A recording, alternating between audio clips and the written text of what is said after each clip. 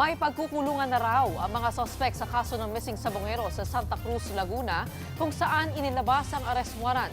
Live mula sa Santa Cruz, Laguna, nasa frontline ng balitang yan, si Gary De Leon. Gary, gaano kalaki ang pagkukulungan nila dyan at may kasama ba silang iba? Alam mo, Gretchen, bagamat wala pang utos ang PNP, naganda na rin ang Santa Cruz Police dito sa Laguna, sakaling dito nga ikulong ang mga sospek sa kaso ng missing sabongeros. Ayon sa Santa Cruz Police, may pasilidad naman daw silang kayang magbigay ng seguridad sa 17 sospek sa kaso ng missing sabongeros. Kung matatandaan, ang Santa Cruz Laguna Regional Trial Court ang naglabas ng warrant para kay Atong Ang at iba pang mga akusado. Naharap sila sa mga kasong kidnapping, serious illegal detention at kidnapping with homicide.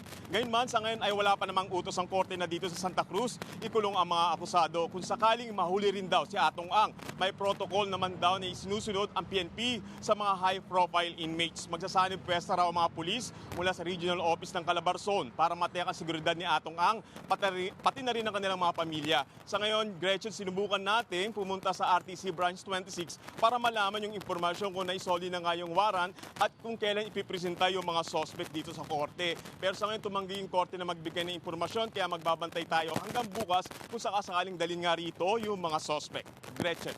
Gary, patuloy nga ang paghahanap pero tumutulong na rin ba yung Santa Cruz Police sa paghahanap kay Atong Ang at ano ba o meron bang bagong nakalap na impormasyon?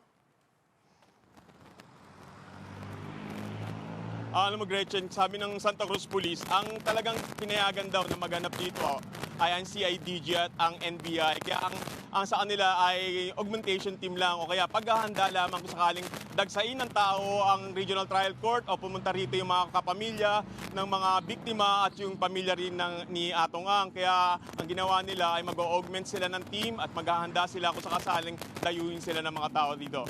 Gretchen. Maraming salamat sa update mula sa Santa Cruz, Laguna, Gary De Leon. Mga kapatid, Cheryl Hosing po, maging maalam at may pakialam sa mga napapanahong issue at headlines. Mag-follow at mag-subscribe na sa social media pages ng News 5.